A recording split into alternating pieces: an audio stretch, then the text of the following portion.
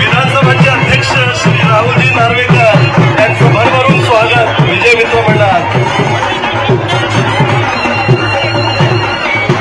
मला अशी जोडी आपल्या वडे गावातच पाहायला मिळेल। किती किती किती छान छान छान। सन्माननीय राहुलजी नार्वेकर यांना आपण पुष्पगुच्छ देऊन सन्मानित करू।